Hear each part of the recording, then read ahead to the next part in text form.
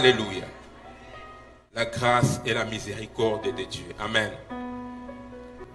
Nous allons ouvrir nos Bibles dans les livres des psaumes. Nous allons lire des textes qui sont dans les livres des psaumes. Premièrement, nous allons lire dans Psaume 84, verset 12.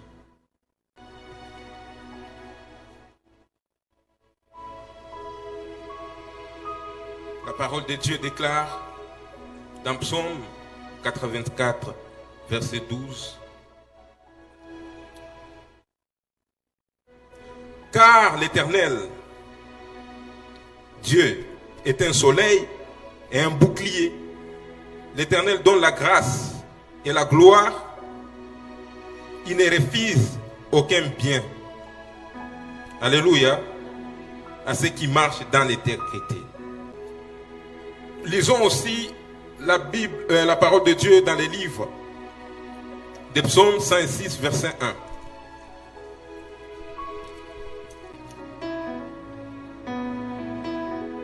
Louez l'Éternel, car il est bon et sa miséricorde dure à toujours. Amen. Lisons aussi dans 2 Corinthiens 6, verset 1. Puisque nous travaillons avec Dieu, nous vous exhortons à ne pas recevoir la grâce de Dieu en vain. Parole du Seigneur. Amen. Amen. Nous pouvons nous mettre, s'il vous plaît, dans la présence de Dieu. Alléluia.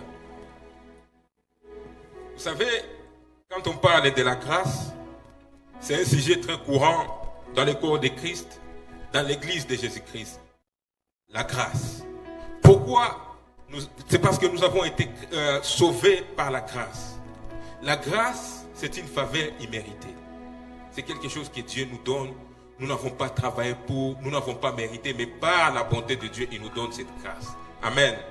Et ici, l'apôtre Paul est en train d'exhorter l'église de Corinthe. Il dit que nous ne devons pas utiliser cette grâce en vain. La grâce que nous avons reçue, que nous ne puissions pas l'avoir en vain. Quand il dit en vain, donc que cette grâce ne puisse pas nous servir à rien. Quand Dieu nous donne la grâce, c'est pour que notre vie puisse basculer.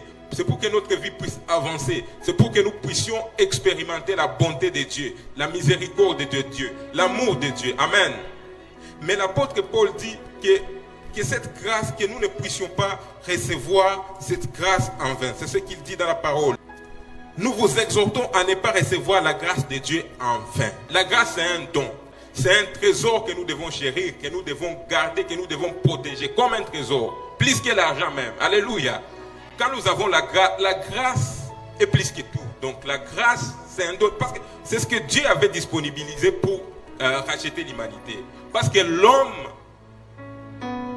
dans son humanité, en tant qu'homme, il ne pouvait pas se racheter lui-même. Il n'avait pas cette possibilité. Il n'avait pas cette capacité. L'homme, après la chute dans le jardin d'Éden, l'homme a perdu l'image de Dieu. Et le péché a régné sur la terre. Alors, le seul élément que Dieu pouvait utiliser pour racheter l'homme, c'est sa grâce. Donc il dit, parce que j'aime l'homme, je l'ai créé à mon image et à ma ressemblance, je lui donne cette grâce. Je donne mon fils unique, qu'il puisse mourir à la croix, qu'il puisse verser son sang pour que l'homme soit racheté, pour que je sois encore réconcilié avec l'homme. Alléluia. Donc ce n'est pas toi qui as cherché Dieu, mais c'est Dieu qui t'a cherché par son amour, à cause de la grâce. C'est l'amour qu'il a pour toi. C'est la raison pour laquelle il a donné la grâce.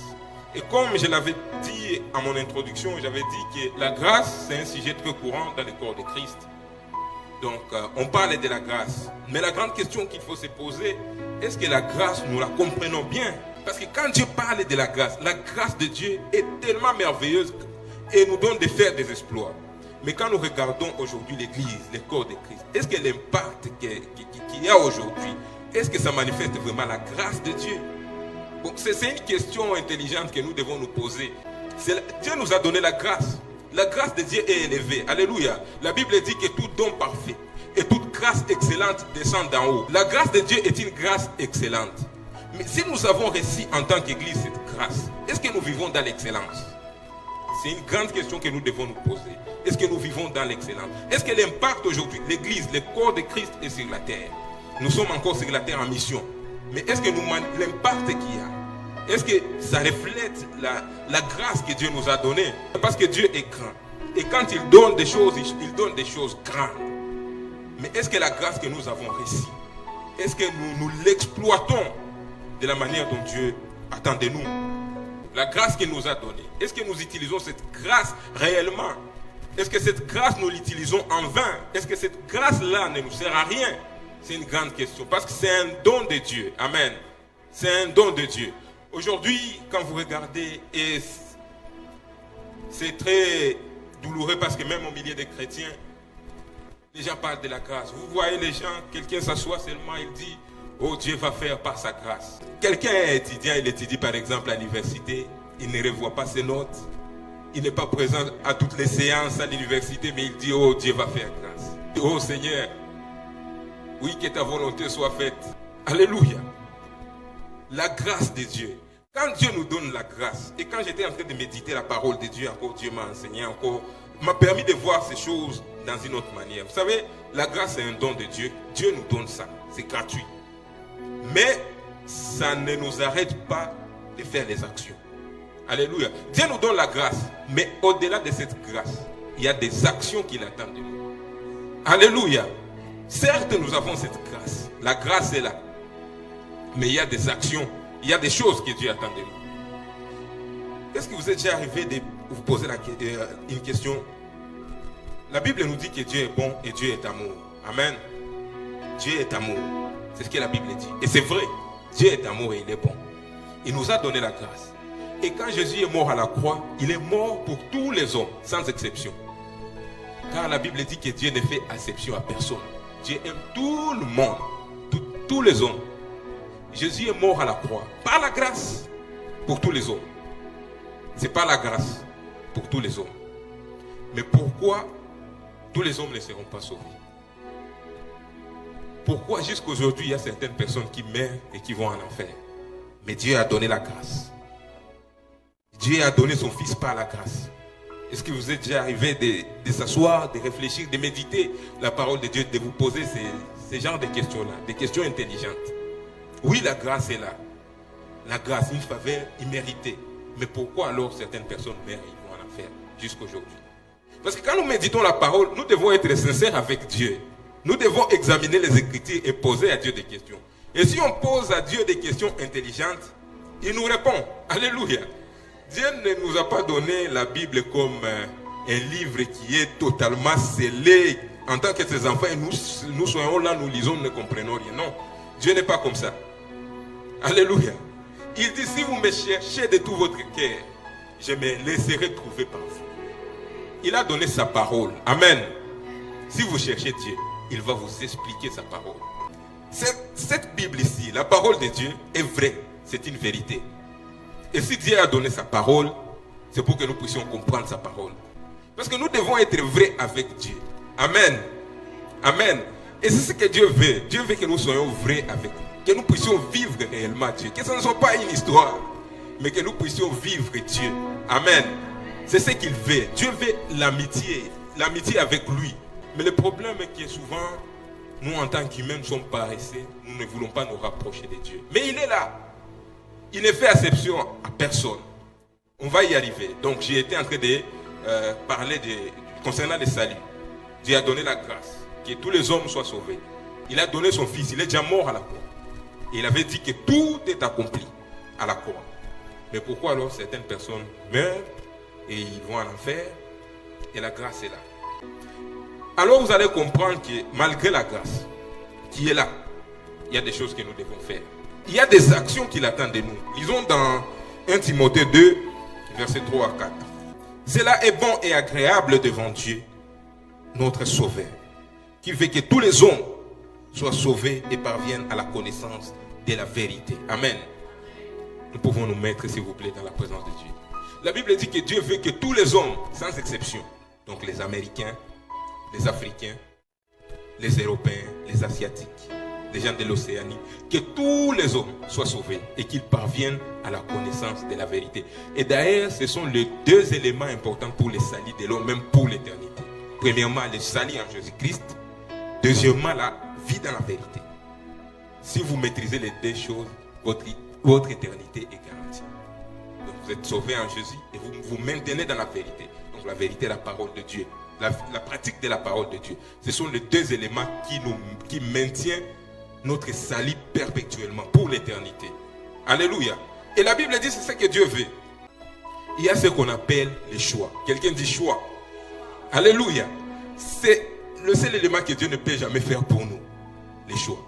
La Bible dit à Dieu les cieux, mais il a donné la terre au Fils de l'homme comme héritage. Et donc, il y a des choses que Dieu ne peut jamais nous forcer sur la terre. Dans sa souveraineté. Et Dieu est un Dieu de justice, c'est un Dieu des lois. Dieu aussi, c'est un Dieu de justice. Il a dit, non, pour moi, c'est les cieux. Mais j'ai donné la terre au Fils de l'homme pour héritage. Le Fils de l'homme, c'est nous, les êtres humains. Alléluia. Et donc, pour que Dieu puisse opérer sur la terre, il a besoin de la collaboration de l'homme. Dieu est un Dieu tout puissant, mais lui-même dans sa souveraineté, il a voulu que sa puissance, oui, il est puissant, mais il a voulu que sa puissance puisse agir sur la terre avec la collaboration des hommes. Raison pour laquelle là aussi, elle ne pouvait pas sauver les hommes. Il ne pouvait pas sauver les hommes. Il a été obligé de venir en forme humaine sur la terre. Parce que Dieu lui-même est esprit. Et les esprits n'ont pas le droit légal de vivre sur la terre. C'est la raison pour laquelle il cherche le corps humain pour posséder les êtres humains. Il y a même les esprits dans les animaux. C'est ce qui est arrivé dans les jardins d'Adam. Le serpent était un animal qui était créé par Dieu, mais infiltré par Satan. Parce que le diable aussi est un esprit. Donc, ils veulent les êtres physiques pour agir sur la terre. Donc c'est un élément important. Si vous comprenez cela, vous avez fait un pas dans votre marche avec Dieu. Et vous allez comprendre qu'il y a des choses que Dieu ne résout pas seul si tu ne collabores pas en tant qu'être humain. Il a donné la terre comme héritage au Fils de l'homme. Et il y a la décision de la foi. Dieu a donné la grâce du salut pour tous les hommes. Mais la décision de la foi est personnelle. C'est la raison pour laquelle il y aura le jugement. Parce que le jugement, c'est à cause de nos choix. Et donc, il y a la grâce. Mais nous devons savoir que malgré la grâce, nous ne devons pas rester dans les laxismes. Nous ne devons pas rester là inactifs en disant que Dieu va faire tout. Ce n'est pas vrai. Dieu ne fera pas tout. Il a donné la terre au Fils de l'homme pour l'héritage. Et si vous comprenez cela, vous allez aller dans une autre dimension et votre niveau de règne va augmenter sur la terre. Parce qu'il y a des choses, même pour que Dieu puisse les faire, il a besoin de ta collaboration. Il a besoin de ta collaboration. C'est là où nous avons besoin d'utiliser la foi. La foi maintenant. Dieu a donné la grâce. Il nous a donné, la Bible dit qu'il nous a comblés de toutes sortes de bénédictions spirituelles dans les lieux célestes. Alléluia.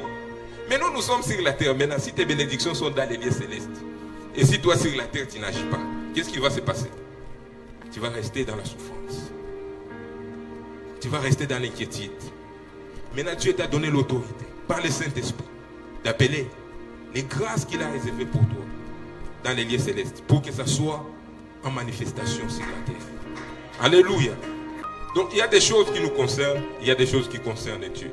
Raison pour laquelle les temps de prière, ce ne sont pas les temps que nous devons négliger.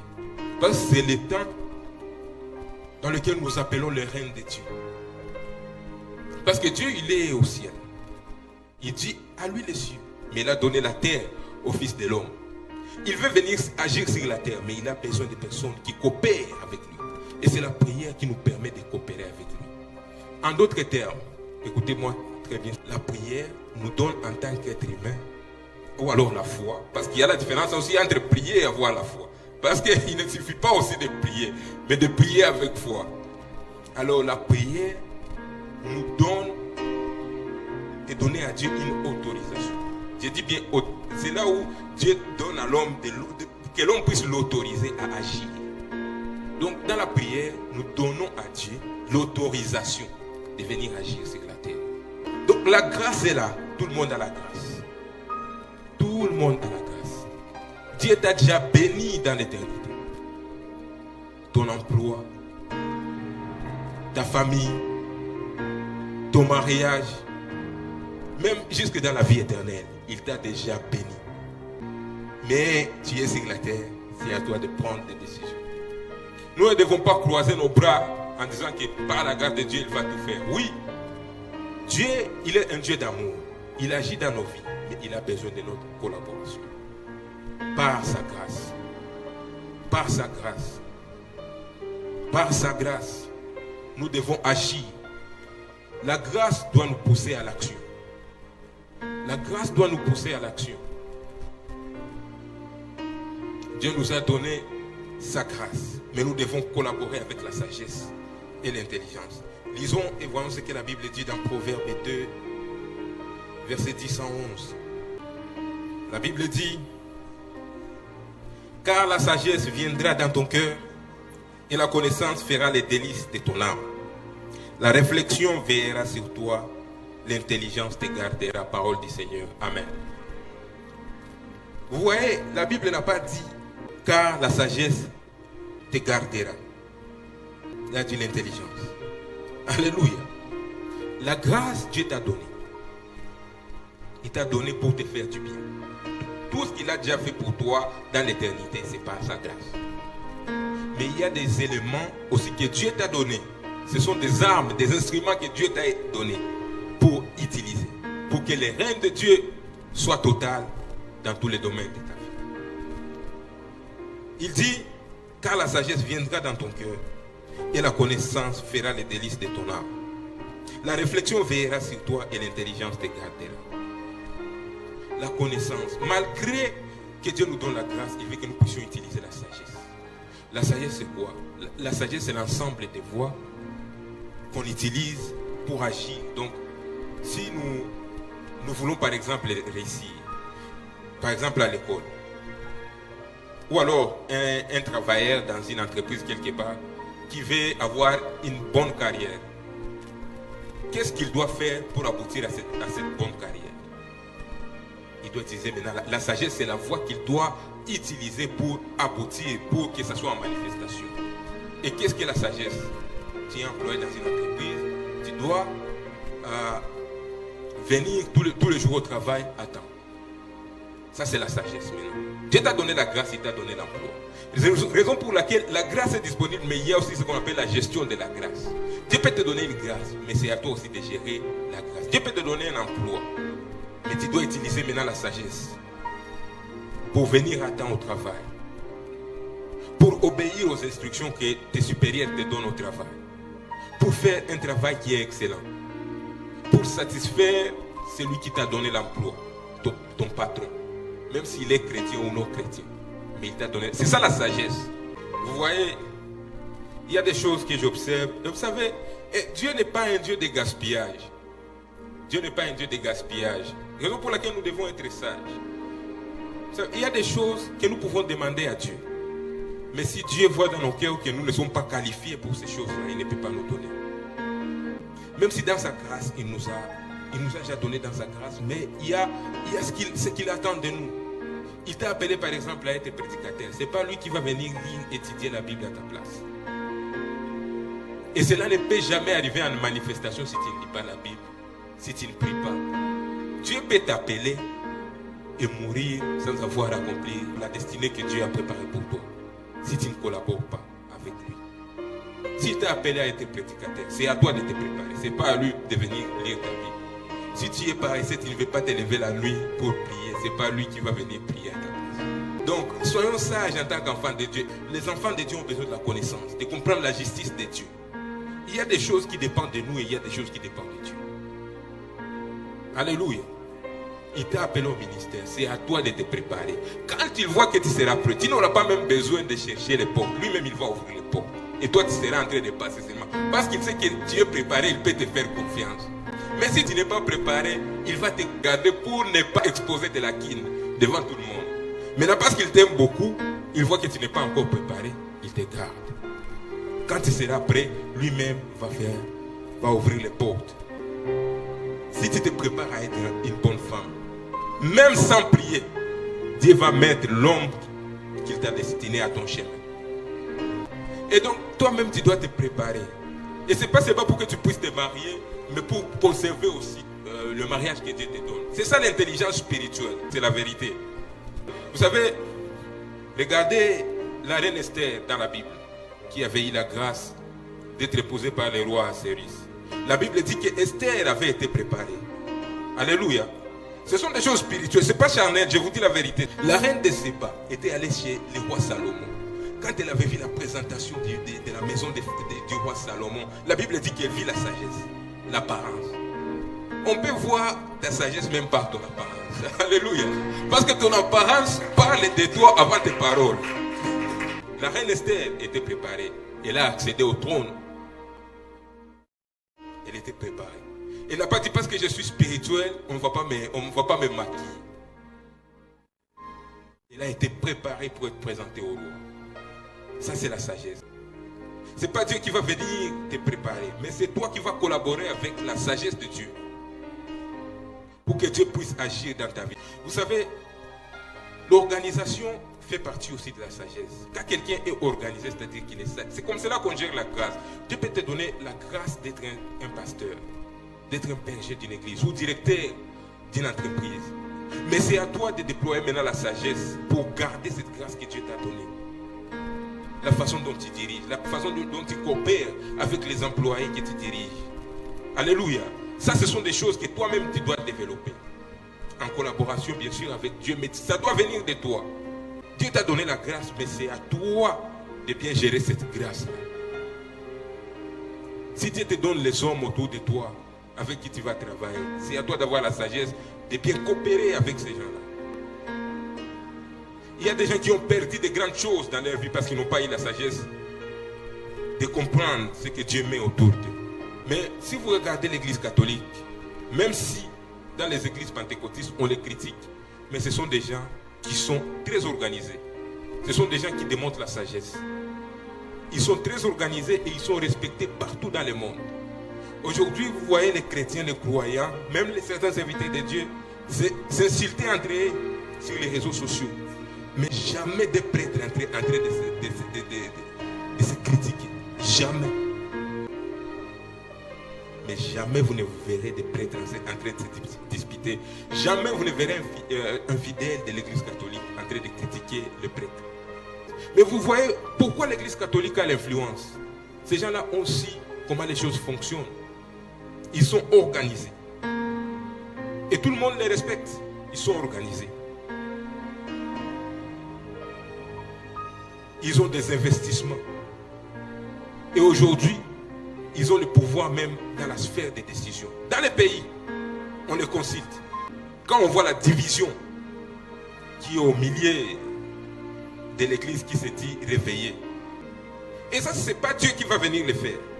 S'il n'organise pas un concile de l'église, appeler tous les serviteurs de Dieu et discuter sur certaines choses, les choses ne vont pas marcher et les gens vont continuer à rire toujours de l'église. C'est la raison pour laquelle il n'y a pas l'impact qui est. Dieu a donné la grâce à son église. Il y a des choses que beaucoup de personnes n'ont pas compris. La sagesse. Jésus lui-même, dans son ministère, il était organisé. Son ministère était très bien structuré. Il avait des caissiers. Donc chacun était à son poste. Son ministère était très bien organisé. Raison pour laquelle il pouvait réunir un grand nombre de personnes, 6000 personnes, un grand nombre de personnes, et leur donner à manger. Parce que tout était bien organisé. Et il y a quelque chose que j'avais vu dans la parole de Dieu qui m'avait tellement étonné. Un jour, Jésus avait multiplié les pains, il avait prié pour les pains, les poissons, il avait donné aux gens qui étaient autour de lui. Et une partie qui était restée, Jésus avait dit qu'on puisse les garder, que rien ne se perd. Je me suis demandé, Jésus, c'est bien lui qui venait de nourrir cette multitude-là. Mais il avait dit qu'on puisse garder. Donc, le reste, que rien ne se perd. J'ai compris que Jésus était organisé et il était sage. Malgré qu'il avait la puissance, il n'utilisait pas en vain la grâce qu'il avait. Lui-même, il était derrière la grâce. Alléluia. Il était une grâce ambulante. Le temps est en train de filer et j'avais beaucoup de choses à dire. Je vois, c'est la raison pour laquelle l'apôtre Paul disait, avait parlé du matin jusqu'au soir. Donc, la sagesse. Jésus lui-même marchait dans la sagesse, dans son ministère. Et il avait eu l'impact. Les pharisiens contestaient son ministère, mais ils étaient obligés quand même de l'accepter. Pendant la journée, ils critiquaient son ministère, mais le soir, les gens comme les Nicodèmes, les docteurs de la loi, venaient le voir pour qu'il leur parle des choses de Dieu. Alléluia, parce qu'il était organisé. Jésus lui-même était organisé. Je voulais parler aussi de la miséricorde. Nous avions lu dans Psaume 106, verset 1. La Bible dit, car la miséricorde de Dieu dira toujours. Car sa miséricorde dira toujours. Maintenant, la miséricorde, c'est quoi? C'est là où nous, en tant qu'être humain, nous avions manifesté notre faiblesse. C'est là où Dieu vient maintenant nous couvrir par sa miséricorde, par c'est un Dieu d'amour. Mais au départ, il veut que nous puissions vivre dans la sagesse. Mais si nous avons failli quelque part, par notre faiblesse de la chair, c'est là où Dieu vient à notre secours, par sa miséricorde. Car sa miséricorde dira toujours. La miséricorde, c'est là où Dieu a pitié de nous. C'est la miséricorde qui permet à Dieu d'avoir pitié de nous. C'est sa miséricorde. La miséricorde va te couvrir. Parce qu'il y a des choses que tu n'as pas si maîtrisées à cause de la faiblesse que tu as. C'est ça la miséricorde. Des erreurs du passé. Malgré les erreurs du passé, Dieu se souvient quand même. Il dit, par mon amour, je me souviens encore de cet enfant. Je peux encore les restaurer. C'est la miséricorde de Dieu qui permet à Dieu de nous restaurer. Alléluia. Raison pour laquelle nous aussi nous devons être miséricordieux. La Bible dit, aidez les miséricordieux car ils obtiendront miséricorde. Soyons comme Dieu. N'utilisons pas la grâce de Dieu en vain, mais soyons intelligents. Utilisons la sagesse, soyons intelligents, utilisons la sagesse de Dieu dans la grâce qu'il nous a donnée pour que cette grâce-là soit utile pour nous. Et ayons aussi la miséricorde envers les autres. Quand nous voyons que les gens ont failli, que nous ne puissions pas les juger vite, mais que nous puissions aussi exercer cette miséricorde. Car la Bible dit, aidez les miséricordieux car ils obtiendront miséricorde. Si tu n'as pas fait miséricorde, Dieu ne te fera jamais miséricorde aussi. Car celui qui pardonne sera aussi pardonné. C'est la miséricorde. Ce n'est pas la miséricorde de Dieu que Dieu nous pardonne nos fautes et nos faiblesses. Sa grâce marche de pair avec sa miséricorde. Parce que c'est un Dieu bon. Ne jugeons pas les gens parce que Dieu aime les hommes. Et il a besoin de tous les hommes. Et si Jésus n'est pas encore entré parce qu'il veut que les hommes soient encore sauvés par sa miséricorde. La miséricorde. Raison pour laquelle nous devons faire miséricorde aux autres. Nous devons être indulgents envers les gens. Tout en étant durs envers nous-mêmes. Oui, nous devons être durs envers nous-mêmes. C'est la marche avec Christ. L'apôtre Paul dit, je traite durement mon corps. Nous devons être durs envers nous-mêmes pour notre salut. Mais nous devons être indulgents envers les autres. Et croyez en eux, sachant que Dieu peut les restaurer. Que Dieu vous bénisse. Alléluia. J'avais beaucoup de choses à dire, mais